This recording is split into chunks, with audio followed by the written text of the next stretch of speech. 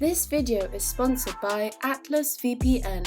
Guys, if you want to see an uncut version of this video, including all of the grisly stuff that I can't show or say on YouTube, including violence or clips from songs, then head on over to my Patreon, patreon.com/traplawross, where you can see uncut versions of my videos early for just $2 a month. Thanks very much, and on with the video. Gunfire breaking out in front of a packed nightclub. The chaotic scene left 3 people shot, sending a man in his 20s to hospital with life-threatening injuries. 2 others, a man and a woman, rushed to hospital with serious injuries. They found this victim at the scene, suffering multiple gunshot wounds in life-threatening condition. Artist has been connecting with fans on social media. There's just one problem. He's also on the run, wanted for murder. I'm telling them, if they want to meet me, tell John Toy to reach out. If John Toy reaches out, I'm linking up with anybody. One man died on scene. Witnesses say he was shot in the head, the other taken to hospital where he succumbed to his injuries. The 3rd victim remains in hospital. They try to frame me for some shit, nigga. Are they trying to frame? Oh, no. Oh, man. I heard gunshots, and then I could hear like people yelling, and then you heard sirens for a good hour. At 2 crime scenes, a man and a woman were dead, 3 others injured. The man killed in the club, covered up just beside the pool. Welcome home.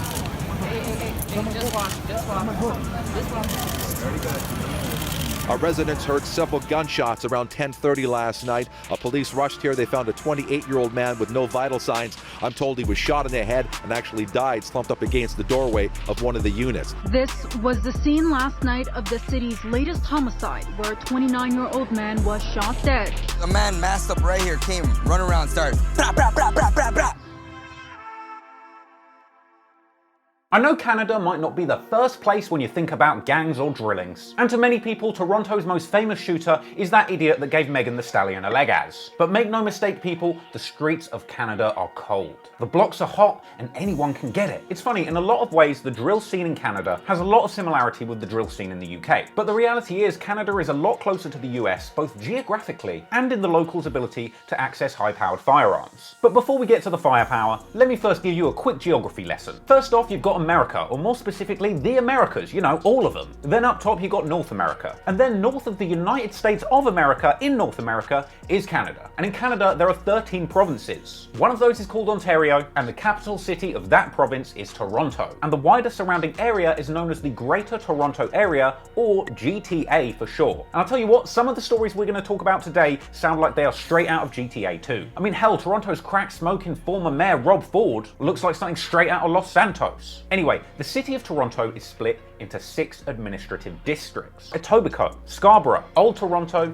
East York, York, and North York, which is where the majority of today's story will be taking place. But of course, like any story covering a long and illustrious street feud, there's always 2 sides to the story and 2 sides of town. And when it comes to the underworld of Toronto, the city is further split into 2 distinctive halves, with a number of internet hood maps having circulated for years, showing the divide between Toronto's up top and down bottom gangs. Meanwhile, there are even more complicated and interactive gang maps that circulate online that can give you a much more detailed and nuanced breakdown of the smaller gang sets that run strips of turf in Toronto's underworld. So today I'm going to break it all down for you, telling you the come up story of some of the most famous Toronto rappers to come out of these areas, from Pressa to Top 5 to Smoke Dawg to Houdini, and I'm going to tell you about the many shocking murders that some of these rappers witnessed in the streets during their come up, and I'm going to tell you the tragic stories of some of the people who didn't make it out. There's a lot of sad stories behind it, but the reality is Toronto's rap scene is absolutely booming. I'm excited to tell you everything about it, the good, the bad, and the ugly, and we're going to get to all of that, but first, a word from our sponsor.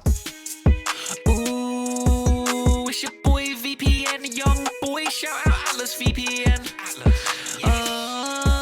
We gon' never browse the net without a VPN again. Look, Atlas VPN's a tool that encrypts all your data and keeps you safe online and hides your virtual location.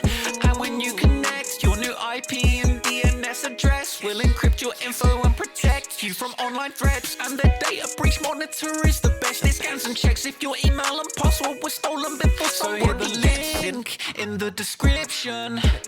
They're offering a great discount on their super awesome 3-year subscription. It's time to start using a VPN, don't be a victim. Atlas VPN will work on all of your devices. It's the perfect service is to stay secure and stay private. And it lets you watch some things geo restrictions hiding, like Top Gear on UK Netflix if you like watching men driving. Log into Atlas VPN, pick a server that's in the UK, connect and log into Netflix, boom, and then you're away. The link in the description and get their amazing deal, just $139 a month for that 3-year subscription. That's 86% off, there's no reason not to miss it. Guys, hit that link in description. This deal won't last for long, so get it before it's gone. And there's a 30-day money-back guarantee, so there's no excuse not to do it, alright? I've been your boy VPN Young Boy. Thanks Atlas VPN for the sponsorship. Enjoy the video. Peace.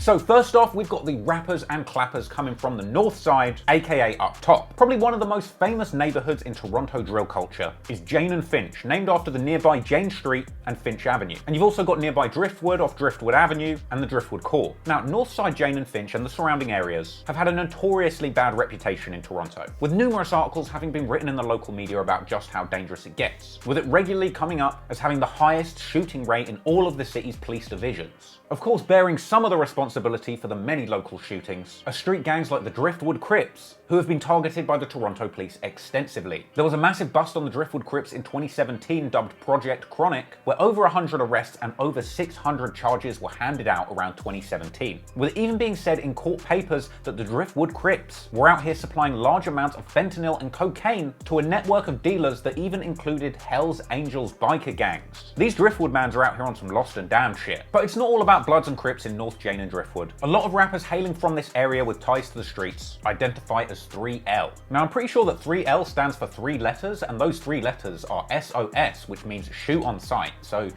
yeah, you don't want to get cited by these guys. But of course, aside from the shooters, what we're really interested in are the musicians. And one of the first rappers from this area to put their hood on and pioneer original music in the area was Robin Banks. He was pushing a Chicago drill-inspired Toronto rap sound as early as 2014 after releasing the breakout track Don't Try Me, coming along with a music video that featured the local hoods of Jane and Finch and Driftwood extensively. But it wasn't just on the mic where Robin Banks was making moves, because he also started the Up Top Movement record label in an attempt to provide infrastructure and a system for his homies from the same area to also put out music. Now, Robin Banks would go on to drop several iconic songs in the Toronto drill scene, like Next Up, Marley's Off of Molly, Club TT, and eventually the Up Top Movement would even drop their Northside Jane mixtape, introducing the world to a whole bunch of Up Top affiliated rappers who from 2015 have all tried to bring a certain kind of Chicago drill energy to their own Toronto hoods. And in my opinion, a lot of the music that's come out of the city is absolute fire. A lot of these guys have dropped trap bangers with hard beats, rapping about all the street goings on in their local area, telling the world for the first time the realities of life growing up hard in the most dangerous area of Toronto.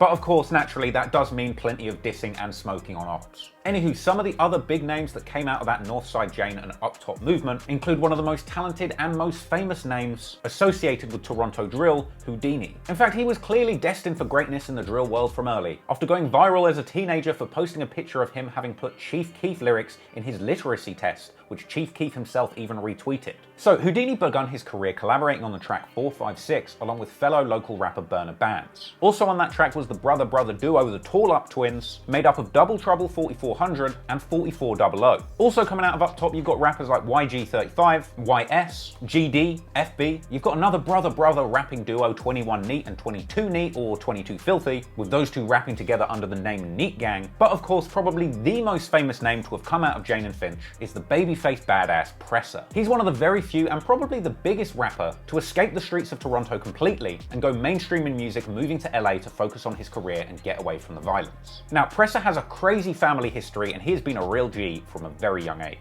His father, Mark Gardner, was a bank robber who went on to commit murder in 1996, apparently calmly shooting a bouncer dead outside of a community dance because he had made him wait too long to get in. Pressa's dad got sentenced to 15 years to life for murder, with a brief attempt to get out of jail thwarted in 2010 when he was accused of still running a gang from behind the wall. In fact, he even managed to get a brief stint on bail, which ironically took place while Pressa himself was in jail. Yeah, he's still locked up. He came out on probation for I don't know, I can't remember, probably just under a year or maybe. And then he got violated for his parole, so he's still in there now. Actually, when he came out of jail, I went into jail. He came out And he was like, answering my calls now, you know? Anyway, Pressa's dad was aptly nicknamed Prestige.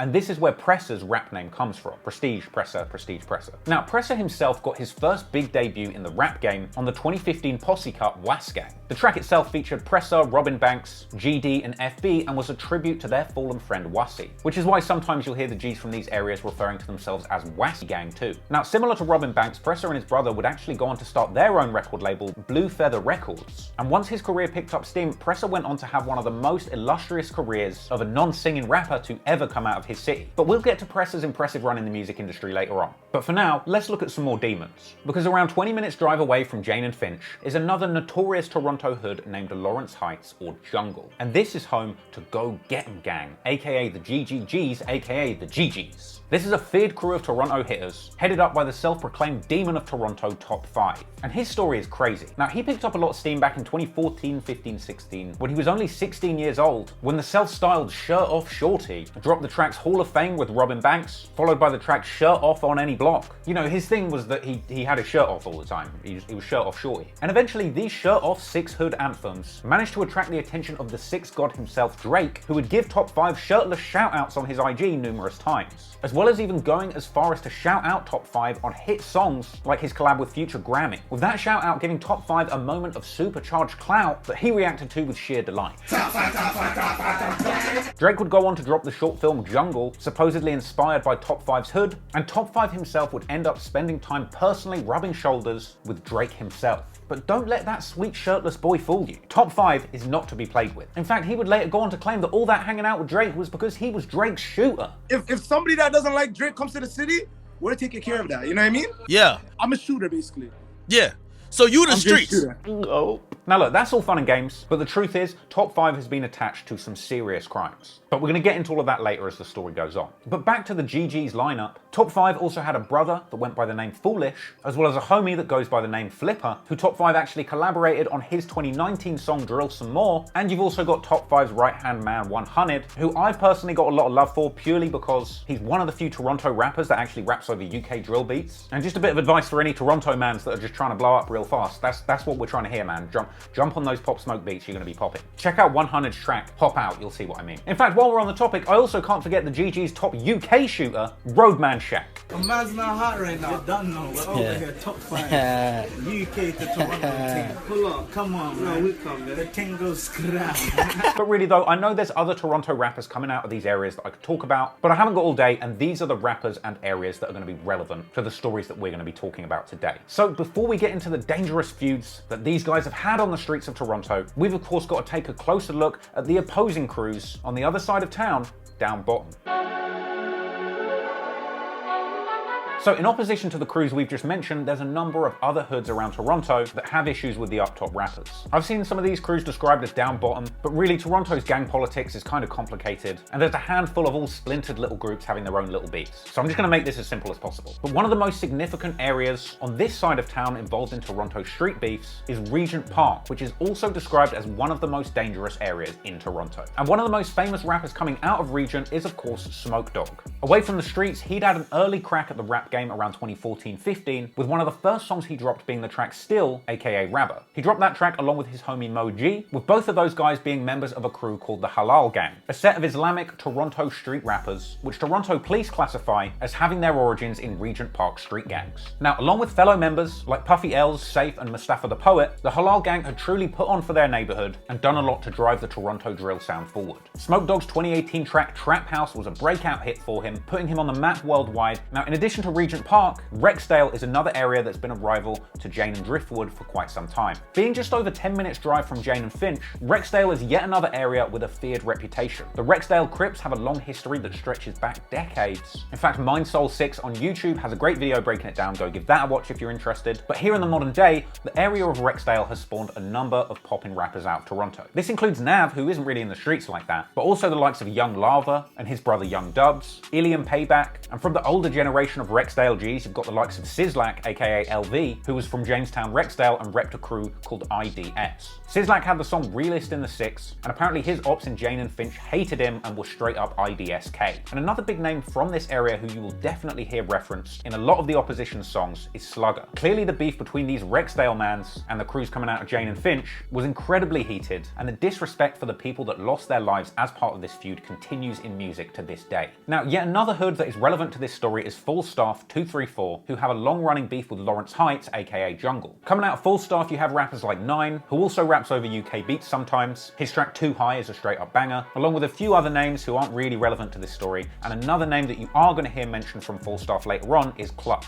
And then finally, you got connections on the south side of Jane and Finch, near Turf Grassway, home to the rapper Dubz, who makes fire music, by the way. He's kind of bringing a sort of NBA YoungBoy, Lil Baby vibe to Toronto. It's good. So him, along with NHS JJ, are from South Jane, and they're going to get involved in the beef towards the end of this story. Now look, I know that's a lot of people, and I could really go on forever. There's a lot of parts of the city and parts of the story and other rappers that I could talk about, but we've got to draw the line somewhere, and these are the people we're going to be talking about today. So now you know who's involved, it's time to get into the back and forth between these crews, taking a look at the music that's dropped out of these areas, how the Toronto rap scene evolved into what it is today, and unfortunately, the insane amount of bloodshed that had to take place in order to make the scene what it is in 2021.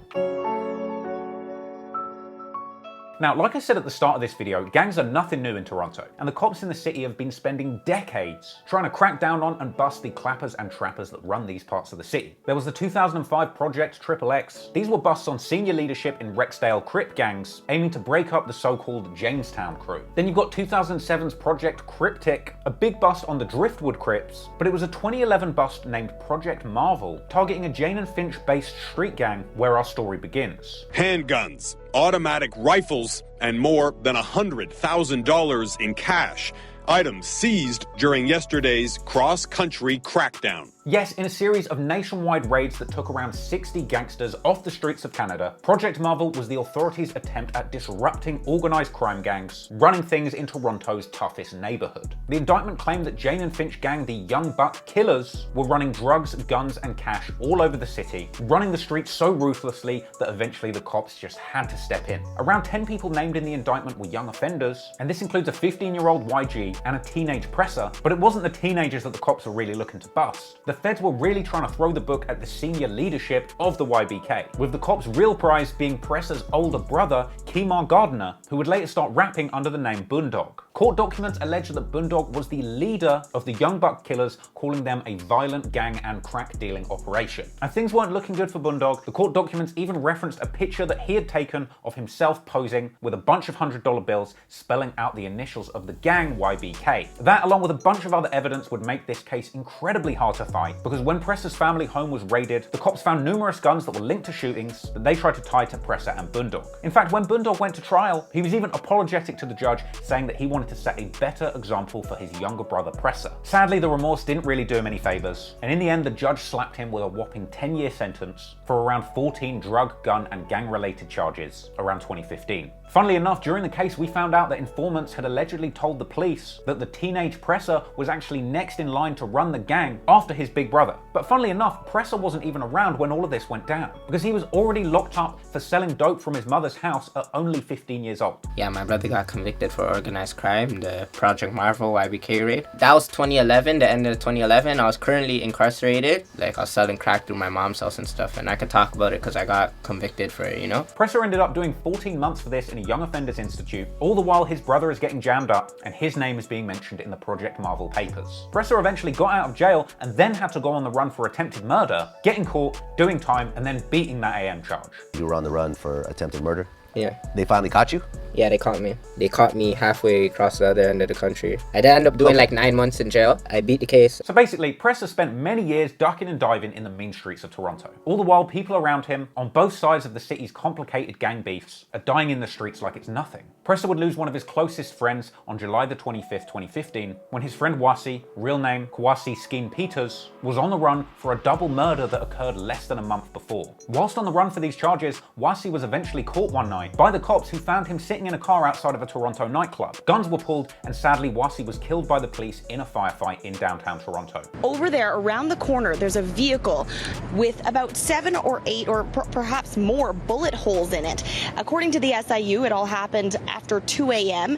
and that's when police officers approached a vehicle on Peter Street and an altercation started. Now, somewhere during that altercation, a 21-year-old man was shot. 21-year-old Quasi Skeen Peters of Toronto was shot by police overnight in the entertainment district.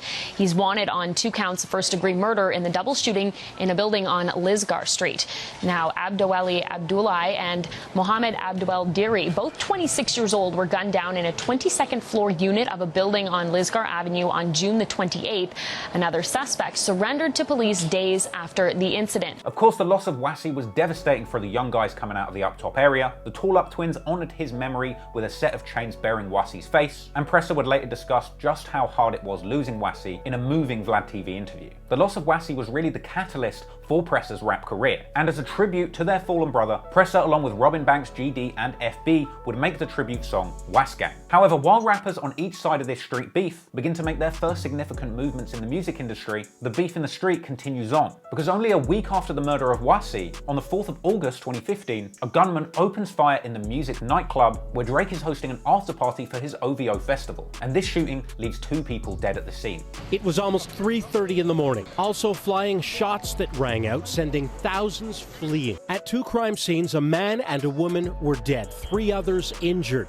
The man killed in the club, covered up just beside the pool. Literally, our officers were running towards live fire. Police were right in the thick of it. The deceased victims were named Duvel Hibbert and Aurelia Navarro Fenoy, a man and a woman, and the police actually came out to say after the incident that the male victim was known to them from having been convicted of firearm offences in the past. And eventually the internet detectives over on Reddit's Torontology, which is basically the Canadian version of Chiracology, identified that male victim Duvel Hibbert as Sluggah from Rexdale. Now, Sluggah was clearly not well liked by some of the up-top rappers like Pressa. He would actually go on to disrespect Sluggah in one of his biggest songs to date, saying on attachments that Sluggah got hit up in the party and did a dance, as well as going on to say in his song Secondhand Smoke that he passes the blunt to the guy that hit up Sluggah. Furthermore, other up-top rappers like YG posted up on Instagram saying they were smoking Sluggah pack. Meanwhile, following that shocking incident at Music Nightclub, Drake himself would send condolences to Sluggah and the city, saying that he is plagued and pained by the violence that continues to escalate in his city, saying that he wants to encourage the new generation to show as much value and gratitude as you can for the life that you've been gifted, sending his condolences to both of the deceased and all the families who have lost loved ones to the senseless violence that continues in Toronto. Drake is right, the senseless violence going on the streets of Toronto is a true tragedy. But fortunately, as the local music scene developed, people on both sides of the war in Toronto streets were beginning to see a route out of the struggle through music for the first time. In fact, it was also the very same month, in July 2015, that Smoke Dawg would release his song Trap House. This gets him some mainstream attention, with the song eventually getting a French Montana remix that debuted on Drake's OVO Sound Radio. Drake began to show Smoke Dawg love publicly, letting him open up for him on tours overseas, including in the UK where he met grime legend Skepta, with them 2 recording a fire collab overseas. Meanwhile, the local rappers back up top were also beginning to see their music take off. Robin Banks had dropped his first breakout track Up Next, as well as the solo hits Marley's Off a Molly, and his collab with Top 5 Hall of Fame also picking up a lot of steam. And following the release of Wassi Gang, Pressa also continues to drop music, like the track Black Mask with Big Bills and GD, and he eventually went on to drop the solo bangers like Demi Hana and To Be Honest. But unfortunately for Pressa, in April 2016, the war in Toronto would reach a dark new low, and Pressa would end up catching a serious case, getting charges that would haunt him for around a year and a half, just as he was beginning to make waves in the music industry. But this wasn't just a regular shooting or beating that you would expect a drill rapper to get caught up in, because the details of this crime were so incredibly shocking and serious that it's by far one of the most twisted things I have ever covered on this channel. The streets of Toronto reached a new low in April 2016, when allegedly members of Toronto's Young Buck Killers were throwing a party at a rented apartment. At some point, members of a rival Queens Drive Crip gang tried to crash the event, leading to an armed standoff in a hallway where around 8 to 10 shots were fired. Apparently, shots rang out after members of YBK rode up to the apartment in an elevator, getting out of the 25th floor to confront the Crips that had crashed their party, and immediately opening fire when the elevator doors opened, in a scene that was caught on CCTV and looked like something straight out of an old western. Now in this clip, we see a gunfight in the hallway, followed by an alleged YBK member getting shot at. You can barely make it out in the footage, but essentially a bullet grazes his head, narrowly missing, and after dodging the bullet, he drops to the floor, sliding over to take cover behind the closing elevator door. That bullet in the elevator looked a hair away from being fatal, and as a result, the YBK members that had been shot at would come back with a serious response. Allegedly, the YBK members reconvened at a house in Swansea Mews, where they decided that they would target the two people who had supposedly told the Crips that their party was going on, with it being said that the next day the YBK members summoned two 17-year-old Crips to a property. Now I'm not sure what they thought they were going there for, but when they arrived, they were then held captive for around 48 hours, over which time they were subjected to cruel and unusual torture, the likes of which I have never encountered in any kind of drill or gang story in the developed world. According to the police, the two 17-year-old youths were tied to a chair and beaten. During their beating, they were forced to play Russian roulette with a loaded handgun, and a shot was fired in the premises. And whatever was going on at that property was so bad that the police received multiple reports of suspicious activity and even visited the property. As a result of this added attention, the victims were then kidnapped and moved to multiple locations around the city to escape the cops as the abuse continued. And at this point, apparently things escalated even further, with it being reported that the two kidnappees were forced to do things of a sexual nature with each other. And that's not all. Apparently, these acts were filmed, and then the kidnappers got in touch with the victim's family, negotiating a ransom for their release. And the details for this ransom were apparently $3,000 for the release of the two kidnappees, and a final payment of $7,000 within a week, or the videos would be released. I have never heard anything so messed up in my life in one of these stories. So apparently the ransom demands were met, and the victims were released, eventually winding up in hospital, at which point apparently one of the victims made a statement to the police, which was then immediately withdrawn, but apparently there was enough forensic evidence for the police to go ahead and build up a case against the kidnappers without even having cooperating victims. And the police would go on to formally identify a number of potential kidnappers, even going as far as to identify the mother, sister, and grandmother of one of the suspects as people of interest too, because it was alleged that one of the places that the victims was brought to was a family home where everybody was in while this was going on. So, a few days after this ordeal all plays out, on April the 23rd, North Jane rapper Pressa, real name Quentin Gardner, is arrested on charges of kidnapping for ransom, unauthorized possession of a firearm, and assault with a weapon. And when he got to jail, Pressa would quickly end up getting into a fight with some rivals there too. However, there would be some hope waiting for young Pressa on the other side of the wall, because while he was described as a primary instigator of the violence, Pressa's lawyer maintained that he had only played a minor part in the incident, and Pressa wasn't identified as the ringleader of the attack, as apparently the most severe punishment in this incident was doled out by a 17-year-old named Ty Shay Pistol Gordon and a 23-year-old named Lincoln Anthony Richards, with cops saying that they were both last seen in the Lawrence Heights jungle hood. Now miraculously, in spite of these serious charges, Pressa was able to make bail, during which time he would be free for a whopping 18 months. And thankfully, Pressa truly used this time wisely, focusing intensely on his music career rather than the streets, finally giving himself an opportunity to escape the violence that had plagued him and his family for years. Pressa's 2016 track Demihana was still picking up steam when he caught his case. Now that track was actually inspired by Chicago drill songs all about smoking your dead ops, and naturally, it was picking up a bit of steam over in the United States. Pressa also dropped the song To Be Honest in February 2016, and when he got out on bail for those kidnapping charges, he just kept on dropping. Tracks like 100 Wassi Bars, John Connor, and Lavish, with these tracks leading up to his 2017 mixtape Press Machine. Then his January 2017 hit Novocaine along with Murda Beats was a hit, quickly picking up the attention of both The Weeknd and Meek Mill. And apparently Meek Mill even tried to sign Pressa for a measly $20,000. Tried to sign Pressa for like $20,000, and he was gonna give him a 10-month leased, like, was it like a Rolls Royce? Yeah, it was a Rolls Royce. Anywho, as he continues to pick up steam, in February 2017, Drake is seen rapping Pressa's Novocaine on social media whilst he's in the UK. Now, Pressa actually went over to London to network in the music biz, where he ended up linking up with Drake himself, who was out there on a European leg of his tour. Pressa even posted up a picture with Drake, along with a caption saying that he had dropped $50,000 on a lawyer. This chance meeting with Drake eventually turned into a full-blown opportunity for Pressa to open up for Drake on tour, with Pressa opening up for Drake in Birmingham, that being his his very first show. But the craziest thing of all was the fact that Pressa was even given permission by the court to join Drake touring all over Europe while he was on bail for these serious kidnapping charges. But they let him go, and this really was a genuine opportunity for Pressa to go and do something productive and stay out of trouble, and I guess the courts could actually see that for once. So Pressa joined Drake on tour along with Dawg from the opposing hood, leading many to believe that during this time Pressa and Smokey had become friends, with them even collaborating during this period. The thing is, not everyone was thrilled about Pressa joining Drake on tour. I mean, he was still sort of on bail for kidnapping and torture. Many articles were ran around this time asking what Drake was doing to bring a serious accused criminal on his tour. Rapper tours with Drake on European tour while on bail for serious charges. And apparently the Toronto police were never even informed of Pressa's relaxed bail conditions, and the local cops were positively punching the air seeing Pressa running all over Europe having a good time, with the cops allegedly even contacting venues in attempts to get Pressa's shows shut down from another continent. And we even got to witness Pressa finding out about his shows being cancelled firsthand in Noisy's excellent 6 Rising documentary about the Toronto drill scene. Kidnapping and torture is just too far. Sorry for the late notice. The venue only raised the issue now. Sorry again.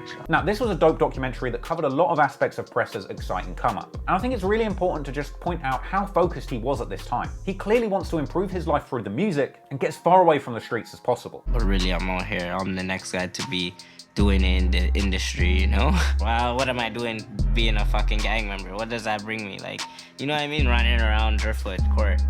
Like, what am I doing there, you know? Like, I have better things and better plans for my future, like. And throughout 2017, whilst on bail, Pressa truly did stay focused, using his time in the UK wisely to collab with Peckham rap legend Giggs on the track Sexy, with that coming out only a month after Giggs had appeared twice on Drake's More Life album, so you know Giggs is tapped in with these Toronto mans heavy. And Pressa went on to drop a whole second mixtape by the end of that year called Pressa Brick. That project featuring arguably the biggest hit of his career so far, Canada Goose, along with fellow Toronto shooter Tory Lanez. Canada Goose sits today at a whopping 23 million views. But the biggest W of all would come for Pressa at the end of 2017, when he was eventually cleared of all charges in that kidnapping case. This came after it was declared at a preliminary hearing that there wasn't enough evidence to identify Pressa as the alleged gunman who struck the victim in the head, with it being said that the victim had tried to identify Pressa using a YouTube video of him rapping, with all of that apparently just not being enough to wrap Pressa up in the case. Now, those other 2 guys that were picked up initially with Pressa were eventually convicted of the crime. Lincoln Richards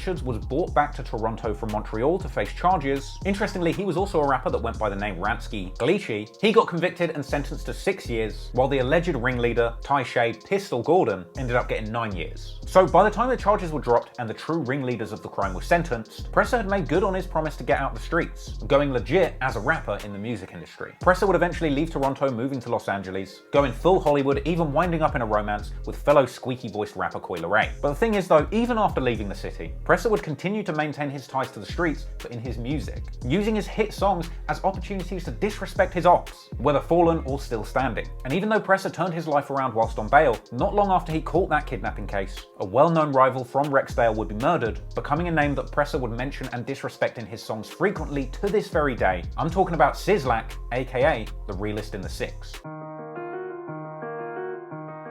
Pretty much the same day that Pressa was arrested for that kidnapping charge, Sizzlac, aka LV from Rexdale, is murdered. He was shot along with 3 other people who survived during a shootout at a townhouse complex in the early hours of the morning. And the timing of Sizzlac's death was incredibly eerie. He was killed only days after releasing his biggest song, Realist in the 6, which came with a music video that had numerous shots where Sizzlac disrespected his ops, including a scene where him and a shopkeeper throw gang signs resembling a 3L upside down, signifying that they are 3L killers, which if you remember, 3L is another name for the gangs coming out of Jane and Finch. And not only that, but one of the very last posts that he made on social media was an ominous image, still circulating on Reddit today, saying that even shooters get shot. And according to the internet, he was really about it. And when his death made its way to the media, after being identified, it was revealed that Sizzlac was actually charged in a double murder years before his death. These were the killings of Elliot T-Bone Hughes and Garth Nicholas Palmer, which Sizzlac never went to trial for, eventually having one charge discharged by a judge in September 2010 and another withdrawn in October 2011, with Sizzlac in the end copping to a guilty plea of aggravated assault, only getting a 2-year sentence, even going on to rap about beating 2 bodies on his song What You Know About Me.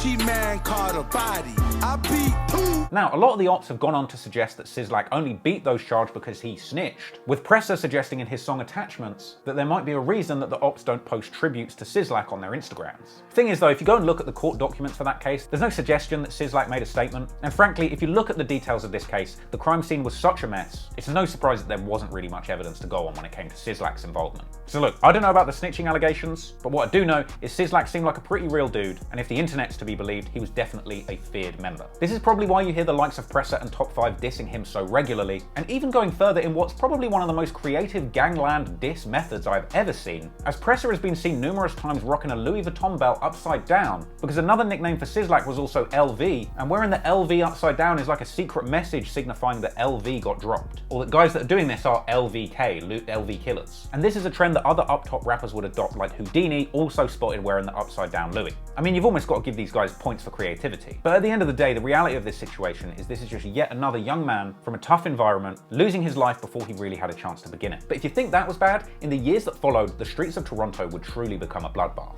As in February 2017, news emerged telling of internal cleansing going on within the Regent Park-based gangs, with the war being described as an internal feud between the Halal gang and Sick Thugs members, both from Regent Park. Now, I can't really vouch for how much violence in the streets is truly related to the music or the musicians that we've discussed in this video, but in 2016, a lot of young men and aspiring rappers from these areas would lose their lives in the most tragic circumstances. A deadly back and forth begun on the 23rd of March 2016, when an up-and-coming Toronto rapper named C Sick, real name Sion Carrington, is murdered.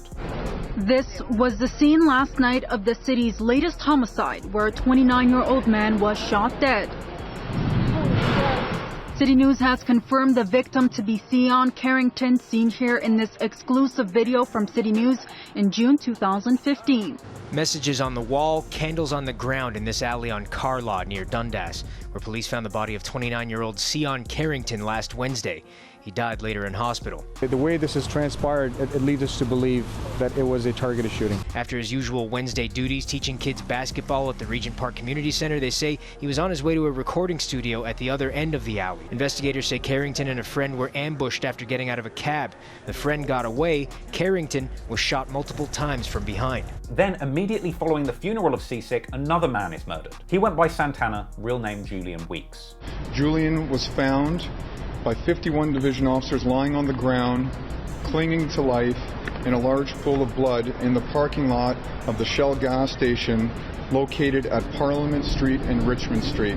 Due to the large amount of blood that was present, officers began searching the area and found trails of blood that led back to the Queen Street East area in front of 362 Queen Street East. Julian was attending a memorial celebration at Annie's Bar for his friend Sion Carrington.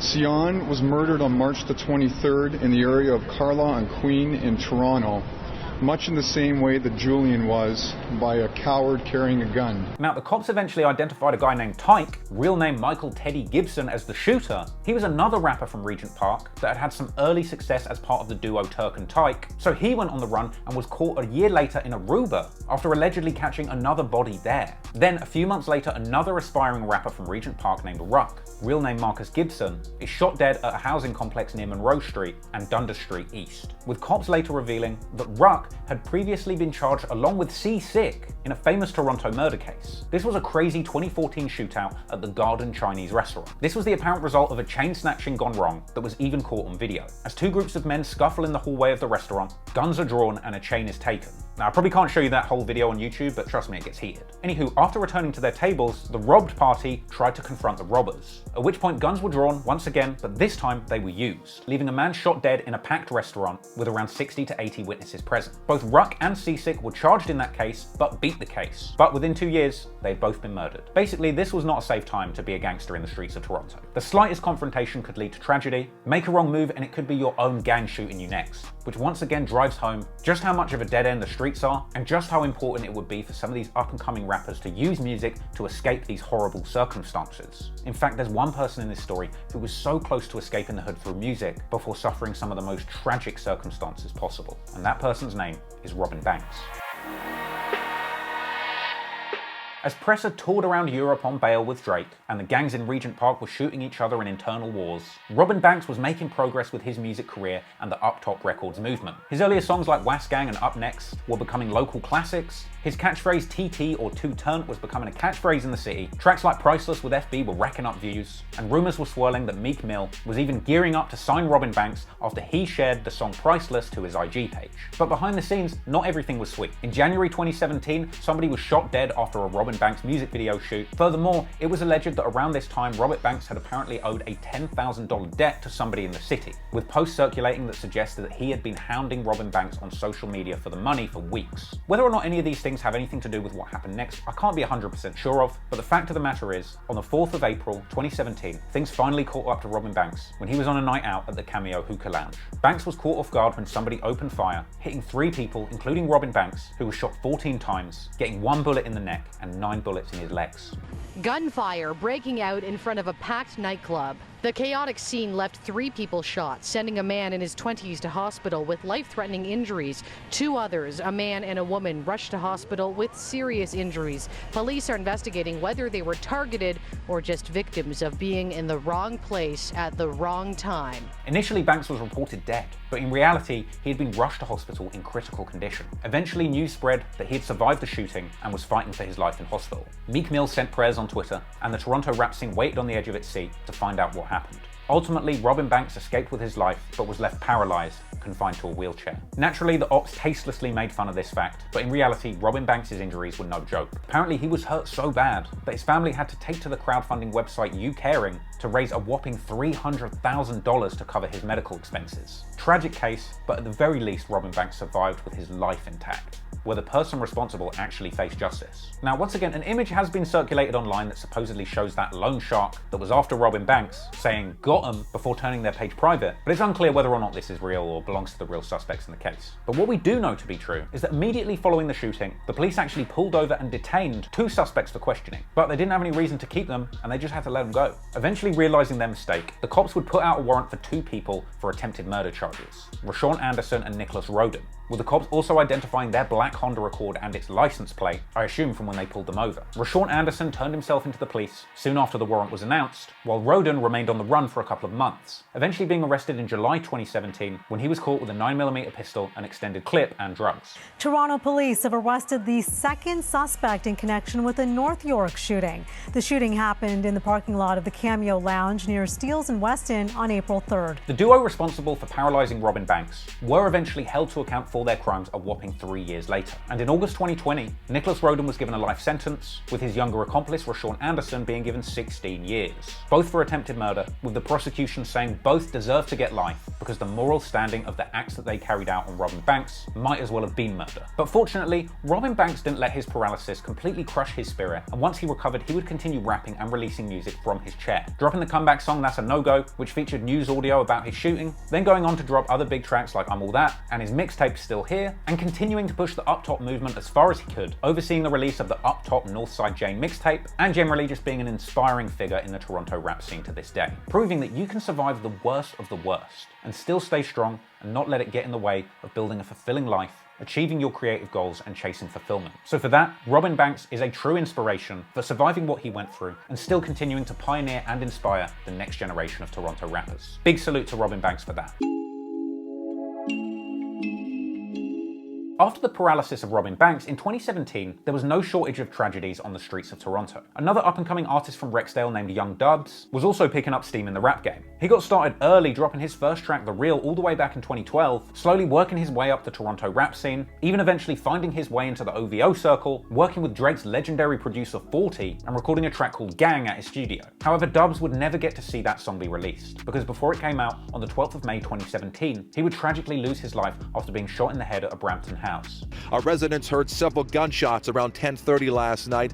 Police rushed here. They found a 28-year-old man with no vital signs. I'm told he was shot in the head and actually died slumped up against the doorway of one of the units. Another male with gunshot wounds showed up at a local hospital a few minutes later, and he's been transported to a trauma center in Toronto. Fans on the internet mourned the lost potential of young Dubz after his killing, but of course the ops were less kind. YG and Houdini would diss him on their song Auntie, saying they put Dubz in their baccy or tobacco, so saying they smoke him. But as the two opposing sides of Toronto's war would send shots at each other, their most feared op would prepare to strike. And I'm not talking about the gangs, I'm talking about the cops. Because in June 2017, Toronto cops hammered the Driftwood Crip gangs in response to all of the activity in the streets, launching Project Chronic, an enormous operation that apparently involved 800 officers from 2 police forces across Ontario.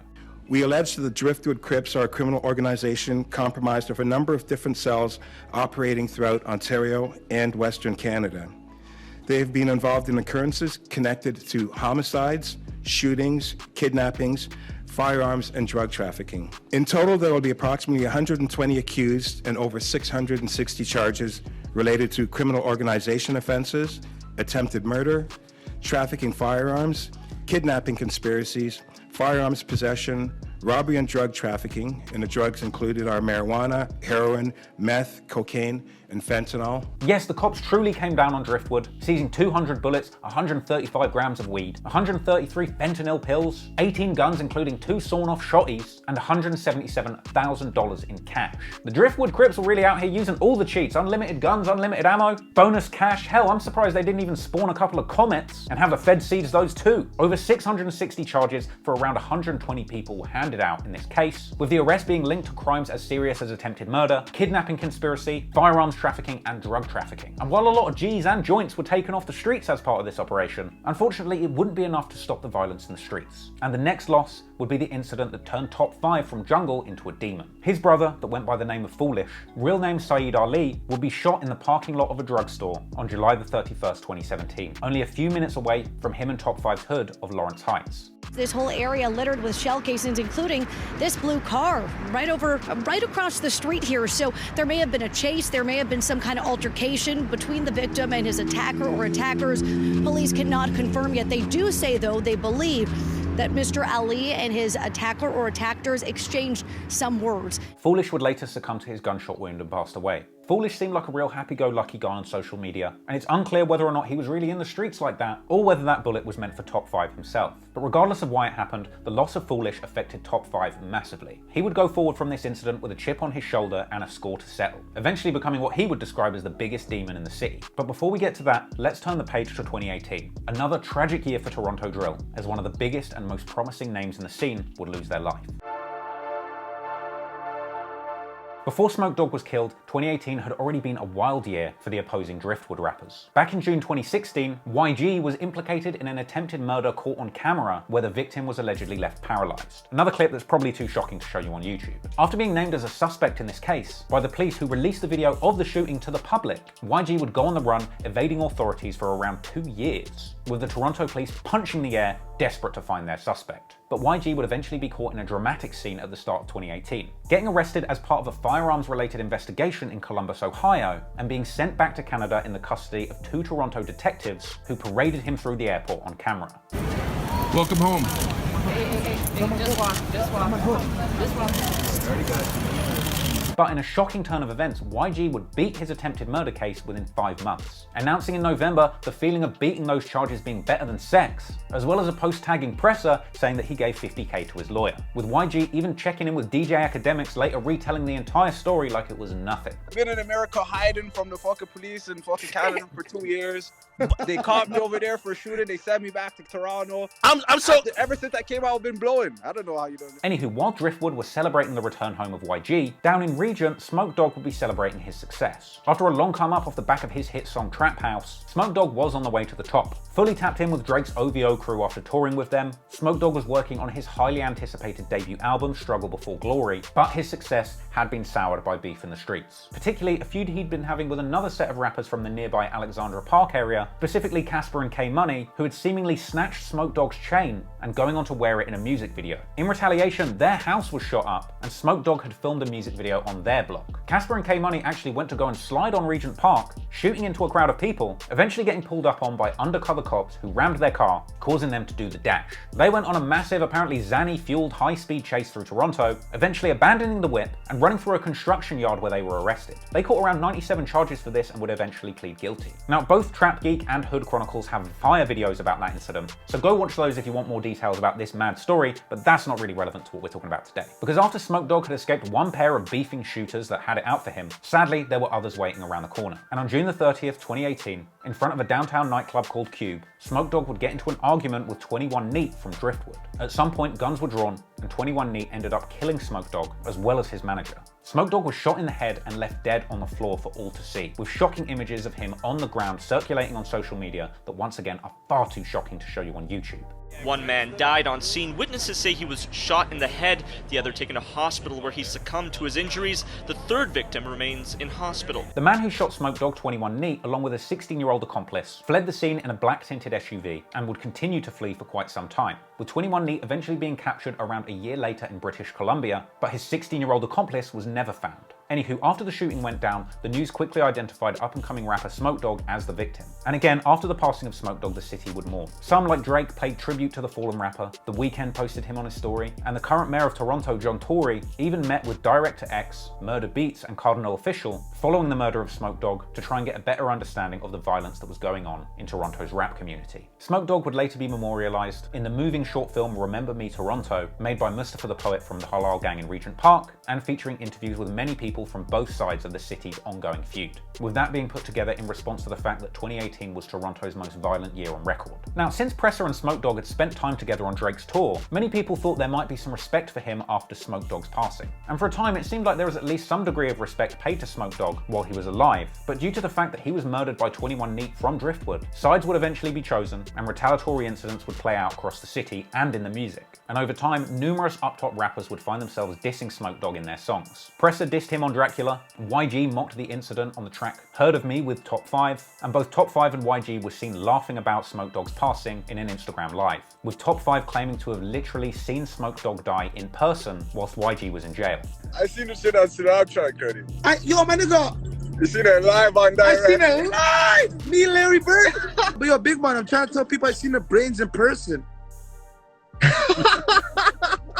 I don't know, like, you seen it on Snap, you're in jail, you know? Now, Mustafa the Poet and the Halal Gang are not usually ones to diss the ops, as they're religious, more focused on positivity and the music. But at some point, Mustafa the Poet got tired of people dissing Smoke Dawg after he'd passed, and he began to call people out on Snapchat, saying Smoke Dawg is the reason that a lot of these people even have a platform, so they should keep his name out of their mouth. Dissing Pressa for talking ill on Smoke Dawg, suggesting that Pressa's got a lot of deceased friends to mourn too, mocking his height, and Safe from Halal Gang also went on to share DMs from Pressa, suggesting that Pressa was a fan. Pressa would clap back on Instagram too, mocking Mustafa the Poet, saying that he was a fake Muslim, and even Pressa's big brother Boondog would jump in, defending Pressa's height. Anyway, the passing of Smoke Dawg was a massive loss for Regent Park, and in many ways it was a loss for Driftwood too, because they would now be facing more danger in the streets, as well as having likely lost 21 Neat to a long jail sentence if convicted of Smoke Dawg's murder. But tragedy wasn't over for the Neat brothers, because around a year and a half after 21 Neat killed Smoke Dawg, his brother 22 Neat, aka 22 Filthy, also caught a body in December 2019, allegedly killing his own friend, another rapper on their label named YS, with 22 Filthy fleeing to Alberta, where he was eventually caught, but not by the cops, but the ops, who killed him a day after Christmas, where he was found dead in the middle of a Calgary road after a wild shootout in the middle of the street. So a sad ending for Smoke Dawg and both of the Neat brothers, and at a certain point it just begins to feel like the entire city of Toronto is cursed. And if your name ain't Aubrey Graham, chances are you're going to end up dead or in prison. And from here, the city just continued from tragedy to another tragedy. After the Neat brothers story ended with one dead and another in jail, another brotherly duo on the other side of town found themselves in the same situation. The brother of young Dubz, who was killed back in 2011, young Lava, catches a body in May 2019, allegedly playing a role in the murder of Blaine Grindley at a Rexdale townhouse. He would also go on the run to the United States, eventually getting caught in Minnesota with 67 guns after crossing the border. He would eventually plead guilty to those gun charges to the United States cops, likely having to sit and serve the time of whatever sentence he gets for that in the United States before he can even be sent back to Canada to face justice for the alleged murder. Another sad ending to a tragic chain of events. But as the dust settled on the beef between Regent Park and Driftwood, the GGs over in the jungle of Lawrence Heights would have their block hotter than ever,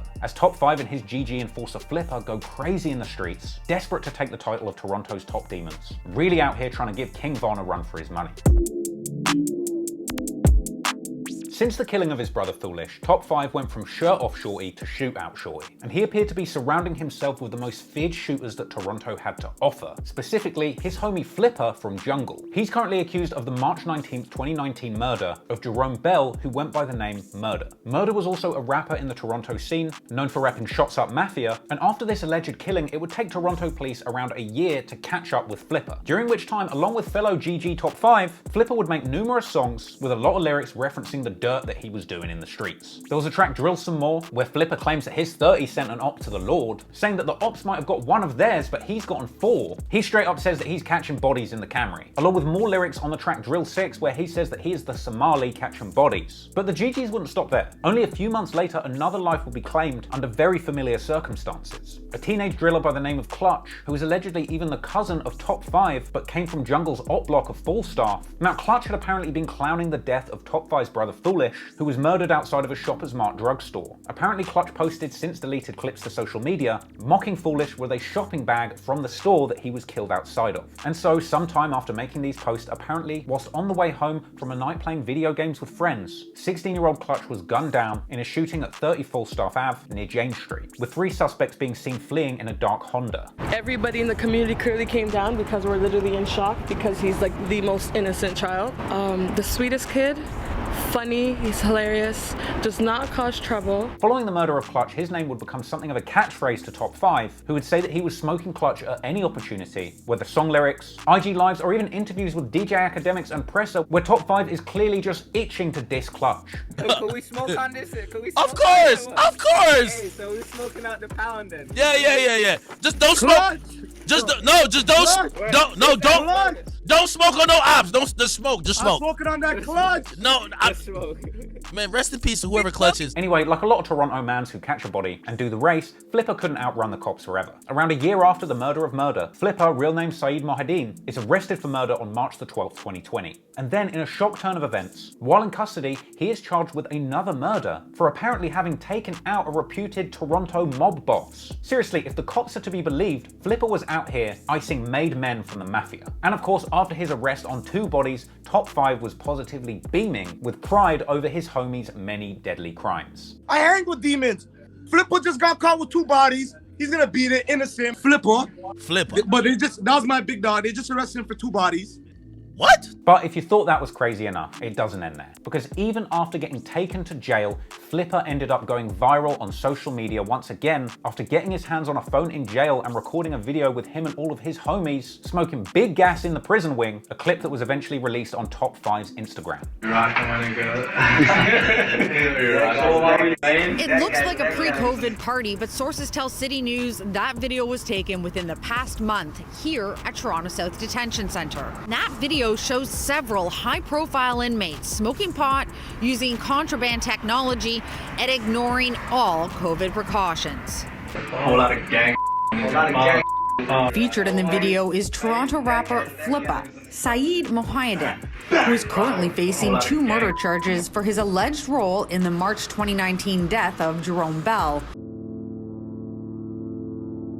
After the death of Smoke Dawg at the hands of 21 Neat, along with the murder of his brother 22 Neat, both sides were mourning a great deal of loss. And sadly, the grief was far from over for the Up Top movement, who would go on to lose yet another brotherly rap duo in very similar circumstances. The Tallup twins, who had built a decent reputation in Toronto's rap scene by this point, having dropped their biggest song 456 with Burna Bands and Houdini, would soon find themselves in trouble. In October 2018, Tyreek Noseworthy, aka Double Trouble 4400 of the Tallup twins, along with Burna Bands and FB from the Up Top movement, were spotted late in the evening of the 25th, gathering a large number of plants at a marijuana grow facility. Only problem was, that's not their grow facility. They ended up getting confronted by 3 men who owned and operated the licensed grow, with one of those guys getting pistol whipped and eventually all of them being tied up. Now, unfortunately for the robbers, a female associate of the owners hid in a car outside and called the police. When the cops arrived, the thieves did the dash, with one making off in a car and the others running into a nearby cornfield. Thing is, those guys running were absolutely no match for the police's search team, which used dogs on the ground and choppers in the sky to hunt down these grow robbers. By 4 AM, everyone was in cuffs, including FB, who was even bitten by a police dog, and the cops took the trio of rapping robbers away, along with a U-Haul truck full of stolen weed and fully loaded weapons, fitted with laser sight scopes and a bunch of ski masks. All this would make building a case as easy as Lego for the Toronto cops, with things being made even worse by the fact that when they were in jail, FB and Tyreek went live on Instagram, taunting their capturers and waving around a prison shank for good measure. Lonely got the crows, nigga.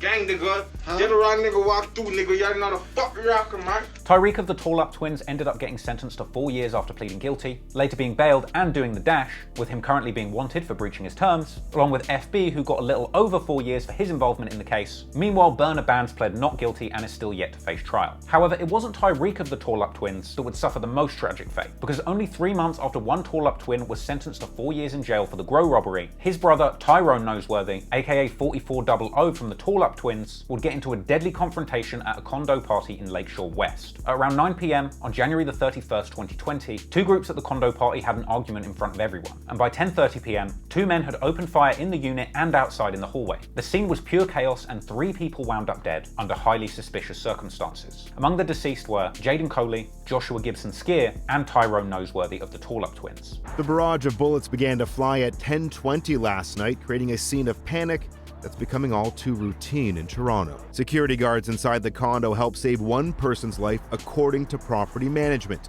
Sadly, 3 young men, aged just 22, 20, and 19, weren't so fortunate. But the craziest part is the police said initial evidence pointed to a double murder-suicide, with it being suggested that one of the people in the shootout may have killed 2 people and then themselves. But this version of events has been disputed by some, and the only thing that's really clear is that not many people will ever know the true circumstances of what went down in that condo on that day. But regardless, this was a big loss for everybody that repped up top. But arguably, their biggest loss was just around the corner, as in May 2020, we would see the tragic loss of rapper Houdini. Aside from Pressa, who by 2020 was living it up in LA, far away from the mean streets of Jane and Finch, the next biggest prospect coming out of the area was Houdini. He'd been making major moves in music at this point. His track Late Nights with Burner Bands was doing well, even going gold. He had a big song in November 2018 with Pressa called Up and Down. His 2019 mixtape Who I Am landed at 27 on the Canadian independent music charts, and one of his latest releases, a feature on Killy's track VVs, released by 6buzz, the Toronto rap media organisation that had just signed a joint venture deal with Warner Music Canada, had people thinking mainstream recognition was just around the corner for a young Houdini. But the month after this release, tragedy would strike once again, as on May 26, 2020, Houdini is murdered in downtown Toronto in a brazen broad daylight hit. A lot of the incident was caught on camera, with a 6-year-old girl even being caught in the crossfire. According to police, a blue VW Tiguan had waited for Houdini for around 30 to 40 minutes, and when he was spotted, a bunch of guys jumped out the car and went straight for Houdini with guns. Tributes pouring in today for DeMargio Jenkins, the 21-year-old musician also known as Houdini, was shot and killed at King and Blue Jays Way Tuesday afternoon. Police believe Jenkins and a 15-year-old male who was injured in the shooting were targeted. The third victim, a 27-year-old woman, was an innocent bystander, according to investigators. Police say the suspect vehicle was parked for nearly 40 minutes, waiting for the 2 victims to return to their car. This was another tragic loss for the city of Toronto. Big rappers tributed him, like Meek Mill and Tory Lanez, and it's said that many shootings went down in the city following this killing as the war in the streets heated up once again. In fact, things got so bad that Houdini's own memorial service got shot up 60 times in a shocking scene also caught on video. Once again, I probably shouldn't show you that on YouTube. But even more crazy than the fact that the ops tried to shoot up Houdini's memorial service is the fact that people on Houdini's side pulled straps and shot back, with the cops eventually closing in and only locking up people on Houdini's side that were shooting back trying to defend themselves. After being hit in the gunfight and caught shooting back whilst on bail and parole, GD from up top gets arrested, as well as Burner Bands, who was still on bail for that Grow robbery gone wrong that he hadn't yet gone to trial for. Anywho, the loss of Houdini was devastating for Toronto rappers once again. Yet another case of a massive loss of potential for one of the city's most promising artists. It's hard to think about how much Houdini probably would have achieved by now had he not been taken from us so soon. I'd love to be able to say that after all of these losses in the streets, that the surviving rappers of the Toronto drill scene would begin to move correctly, going forward with a more positive approach to life. But sadly, that's not the case. And when it comes to negativity, disrespect, and disregard for human life, at this point, there is one man whose name stands above all others in Toronto, and that man's name is Top 5.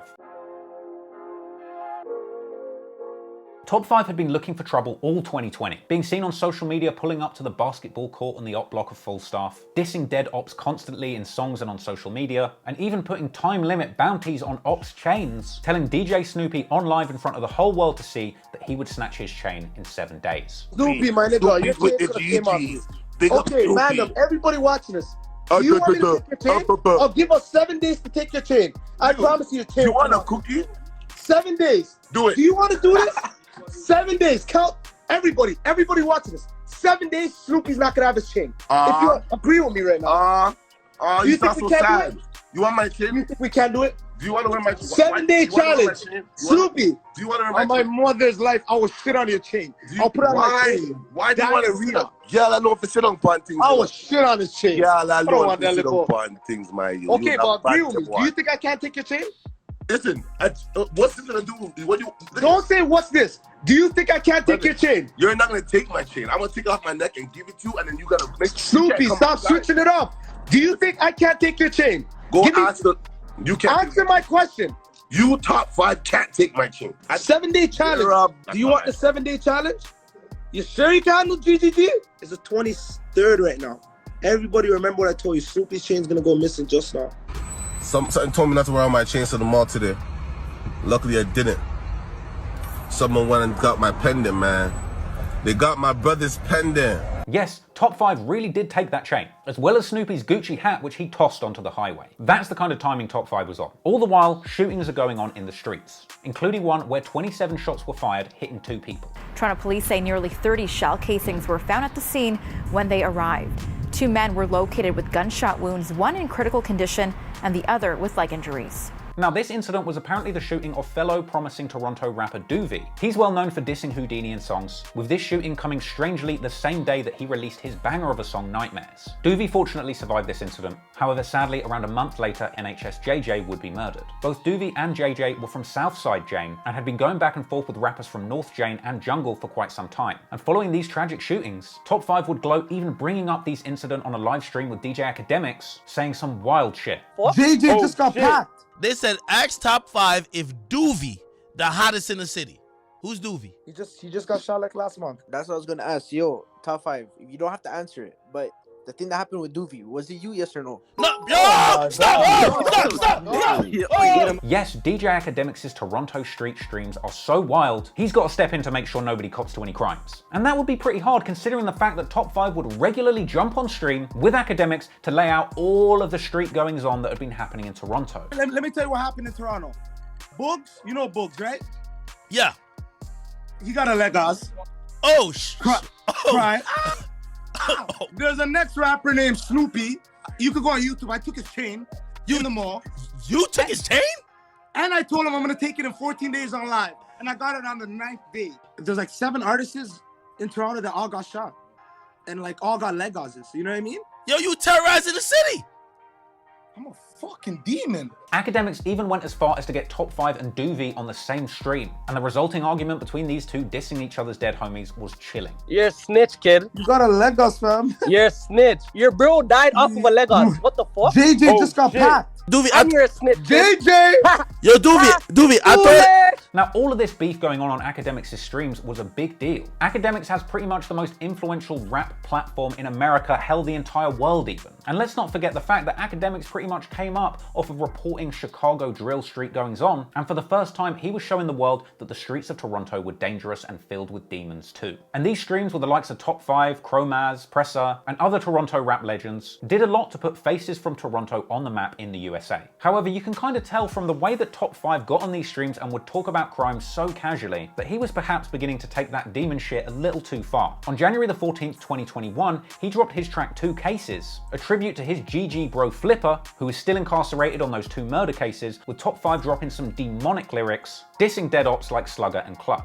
But only 2 weeks after the song 2 Cases dropped, Top 5 would end up catching a case of his own. On the evening of January the 31st, 2021, emergency services were called to Jane Street and Falstaff Avenue after reports of automatic gunfire. And when cops arrived, they found a man inside of a vehicle suffering gunshot wounds, who was subsequently pronounced dead at the scene. They found this victim at the scene, suffering multiple gunshot wounds in life-threatening condition, but that victim was pronounced dead here at the scene. The victim was named as 20-year-old student Hashim Omar Hashi, with the cops claiming that he was just an innocent accounting student with no affiliation to gangs, just in the wrong place at the wrong time. But here's where things get weird. Just a week after that killing, Top 5 out of nowhere posts a news report to his Instagram where he appears to defend his violent lyrics, essentially saying that he only raps about violence for money and that he's not really like that. with the full segment emerging on Global News. Top 5 is part of a thriving Toronto hip-hop scene. It's internationally recognized thanks to artists like Drake, Tory Lanez, and The Weeknd. But this rapper says there's also a stigma related to crime and violence. To be honest, people see shootings here and they're scared. He says artists here have become polarizing figures, including himself. Millions of YouTube views, tens of thousands of Instagram followers, but like many Top 5 also has his critics. Community members saying his music sends a violent message. He says that's what sells, but it's up to all of them to change that messaging. Rap less about the violence, because you don't want to eager somebody else to go do some retaliate, like rapping less about violence. And we're getting to that, you know what I mean? We're getting into the industry. We're out here, we're trying to make the right records. Top 5 there, acting very different to how he does on Academics' streams, when he's talking about bodies on bodies that his team beats. And a week later, it became very clear why Top 5 might have wanted to scrub up his image in the media a little bit, as he's arrested for being an accessory to the murder that had happened 2 weeks before, but in a surprising turn of events, they didn't have enough evidence to hold him. And Top 5 was released from custody, later posting a hilarious clip where he claimed to have given his lawyer a GGG train and saying that he's 234K in front of him. I got my lawyer with me. All out of those. 234K. Cheers! Always for years. Look at this. Look at that. I'll tell you what, Top 5 is really going to put his lawyer's kids through college at this rate, because around 3 months after being released on accessory charges, the police revealed that those charges had been upgraded to full-blown murder in the first degree, with the police naturally being unable to locate Top 5 and warning the public that he is still at large, violent and dangerous. So Top 5 is literally on the run for murder at this point. And you'd think that he would, lay low, keep a low profile, but no. Top 5 continued to post on his IG story, essentially taunting the cops who were desperate to find him and couldn't, going on to post up stories that reference his February Global News segment, saying that his violent lyrics are all cap and he's just trying to sell music for money, as well as him referencing his top lawyer, saying the cops upgraded his charges to murder with no new evidence. Top 5 also went live around the same time on Instagram, dissing Clutch. Clutch! Clutch! RIP to all the fallen fucking soldiers. You guys miss me, eh? Well, I miss my nigga Clutch. Who's gonna snitch on Top 5? That's a good question. Who's gonna snitch on me? Clutch is mine! Top 5 went live again on the 22nd, defending himself, saying he didn't do shit. All the while, people are piling in the comments saying Toronto police are punching the air right now. Oh my god, run away, Top 5, run. Run, baby, run. Run. They can't catch you. Like, I ain't do shit. Everybody know I ain't do shit, but it's 144, but I'm still smoking Clutch. And at a certain point, the mere fact that Top 5 was on the run for murder and still posting to his social media becomes breaking news in and of itself. Artist has been connecting with fans on social media. There's just one problem. He's also on the run, wanted for murder. That appears to be Top 5, speaking out on a live streaming Instagram video over the weekend. His viewers tell him he's a fugitive. One asking, isn't Top 5 on the run for a body? The rapper seems to talk back. The only run I know is the treadmill. Now I know what question you're thinking, people. Surely Top 5 doesn't still go live with DJ Academics whilst he's on the run for murder, right? Oh, he does. Top 5 still turned up to DJ Academics' live Twitch streams whilst on the run for murder, with Academics seemingly unaware of the magnitude of Top 5's situation, or the likelihood that the feds will be watching and lurking, looking for clues on the whereabouts of Toronto's top demon. I thought it was just a song, but I heard they just caught you for 2 cases. And he said, bro, I'm gonna beat that. Easy. They try to frame me for some shit, nigga. Are they trying to frame me? Oh, no. Oh, man. He on the run. From what? Ain't no running going on. What y'all talking about? Yeah, right. I do need to get a little running. I'm gonna get a little run going on. Ain't nothing wrong with a little running. At this point, Top 5 was basically on a combined press run and on the run for murder, making headlines again when he went live the following month, this time seeking a sit-down with then Mayor of Toronto, John Tory, saying that he wants to speak to the mayor personally before he speaks to the cops. I'm telling them, if they want to meet me, tell John Tory reach out. If John Tory reaches out, I'm linking up with Eddie. Yo, you guys want to link up? Call John Tory and tell him I want to have a fucking sit-down for fucking 30 minutes. I want to spit my facts, and he spits his facts. I run Toronto.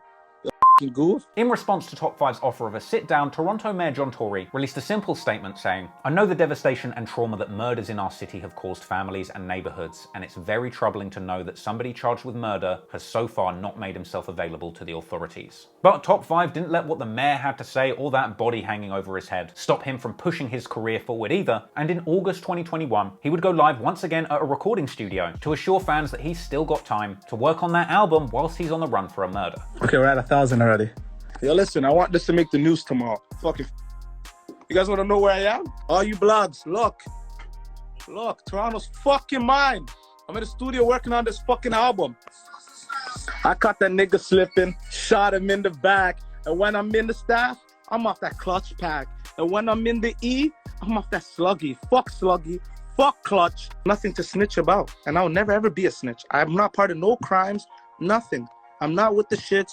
Everything you guys see is cap. The only thing real is Clutch dead. And of course, Top 5 goes on to taunt his newest top op once again, Mayor John Tory. Fucking hey, where the fuck's John Tory? And I still want to have my fucking dinner with you, little like, the fuck, you thinking me as a joke? Toronto's fucking mine. Hennessy, John Tory, Henny, and pussy when you're around me. Naturally, all of this brazen behaviour and Mayor calling out had Top 5 quite literally going top 5 on Toronto's most wanted list. But it would turn out that Top 5 wasn't just going on the run and going live all of these times just for a laugh. Oh no, all of this sus activity on the internet was actually genuinely part of his promotional plan to push a new song that he released whilst on the run for murder, Movie, featuring YG and Pressa's older brother Dawg, who did 10 years for that YBK conspiracy charge at the start of this story, getting out at the end of 2020, flying straight out to Dubai for a celebratory vacation, and beginning to drop songs under the name Dawg, with tracks like Brick for the Low and True Story both going very hard. But it was Dawg's appearance on Movie with YG and Top 5 that caught the attention of the drill community once again. On the track, Dawg says that he's smoking Sizzlac, as well as saying they're gonna murk Doovie and send him to JJ. And of course, Top 5 was all over the song, saying that he smokes Clutch and Sluggah. And ladies and gentlemen, I know that you're waiting for the part of the story where I say that Top 5 was captured in a daring dawn raid of some little Toronto suburb that you've never heard of, but that's not the case. This is where the story ends, and Top 5 is still on the run for murder right now. And he's still going live with DJ Academics, talking crud on the ops, and pretending he's not out here, literally on the run for murder. Are you wanted by anybody or you're good? You straight or you good? I'm straight. You are straight. And of course, everyone's still in the comments saying the feds are watching. Well, clearly, they're not watching hard enough.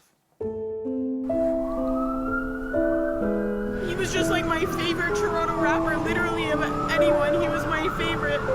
And I just think he was 21 years old. Like, there's no way this should have happened. Julian was found by 51 division officers lying on the ground, clinging to life in a large pool of blood in the parking lot of the Shell gas station located at Parliament Street and Richmond Street. Police found the body of 29-year-old Sion Carrington last Wednesday. He died later in hospital. City News has confirmed the victim to be Sion Carrington, seen here in this exclusive video from City News in June 2015. Tributes pouring in today for DeMargio Jenkins. The 21-year-old musician, also known as Houdini, was shot and killed at King and Blue Jays Way Tuesday afternoon. Look, I've said it before and I'll say it again. There really isn't anything cool or glamorous about the gang lifestyle. You might enjoy the songs, the style, the culture, and the lingo that comes out of the roughest, meanest streets in each country around the world. But the reality of life in gangs is nothing but death, pain, loss, injury, and missed opportunities. It hurts to imagine how different things could have been had each side of this feud not lost so many people with so much potential. Smoke Dawg could have been one of the biggest and greatest rappers to ever come out of his city. Houdini's potential was enormous. You could tell from the talent in the songs that he had released that he was clearly going to go far. But when you're tangled in the streets that deep, no amount of talent or toughness will save you. The smartest thing you can do is get as far away as possible from the area that causes you the most danger. Chief Keef had to escape Chicago to stay alive, and it looks like Pressa has gone on to do the very same thing, moving to LA to chase his dream in music, and frankly at this point he is just simply lucky to still be alive after all of the crazy shit that he has been through and around in his life. Over the course of this story, I came across a great clip on Reddit's Torontology where Mustafa the Poet summed up the scene well. It doesn't matter what anybody says, none of these niggas are taking W's. It's funny because a lot of these pieces want to be like, who took the bigger W? No one took a W, bro. Everyone took an L. Everyone has, and it's true, it's sad, but yo, everyone has dead, bro. Everyone has in jail. Everyone has niggas that are poor, that you know what I'm saying, that don't know how to provide for themselves, don't know how to provide for their families. And for as long as that's the reality, everyone is at a loss, bro. You know what I'm saying? That's facts. No one really ever takes a W in the streets, whether it's Chicago, Jacksonville, Toronto, or London. Whenever you make the decision to lean into the streets, rather than into a better lifestyle trying to do good for your people, you're going to end up taking an L eventually. In many ways, the most inspiring and potent story of this whole saga is that of Robin Banks. He was shot and paralyzed as a result of his ties in the streets. But after suffering a fate that many people would consider worse than death, he continued to focus on his passions, making music, putting on his people, releasing projects, running his label, and ultimately inspiring the next generation to do better, focus on music, and avoid the worst possible outcomes that street life can deliver. A lot of people don't have what it takes to go through what Robin Banks went through and continue going forward. So if Robin Banks can pull through and continue to be a positive inspiration to the city, even after going through one of the hardest losses imaginable, then what's the excuse for the next teenager coming out of Driftwood, with their whole body and brain intact, their whole life ahead of them, and an opportunity to do better than the people that came before them? I hope the next generations of guys coming out of the challenging blocks of Toronto don't have to go through what the previous generation had to suffer through to build this amazing music scene from the ground up. It was a long bloody road to get to this point, and all of the names that you've heard over the course of this story, dead or alive, played their part in building up the Toronto drill scene from nothing. It's because of them that the next generation of young men growing up in the tough areas of Toronto have a shot at making something better of themselves. I just hope that that next generation doesn't blow it. This story meant a lot to me, I hope it meant a lot to you, and thank you for watching. If you enjoyed this video, please consider supporting me on Patreon. As I said at the start, I'm going to be uploading uncut versions of my videos to Patreon only. I'm even going to go back and grab some of my old videos like the Jacksonville Gang War video. I'm going to put in some clips that I couldn't show you on YouTube, and I'm also going to use some of the music so that you can get a better understanding and really take in some of the music and the songs that relate to these stories that they won't let me play on YouTube because of copyright BS, even though it's fair use. I also want to give a big shout out to Hood Chronicles on YouTube and the subreddit Torontology. It's not possible for me to make these videos without people that are passionate about the local scene, documenting the goings on and preserving these stories and assets for the next generation of people that want to learn about them. Without people passionately following the different rap scenes in different cities, it simply wouldn't be possible for me to make these deep dive videos for you. So make sure that you show those guys some love. Thanks for watching. Thank you to the patrons. Peace out.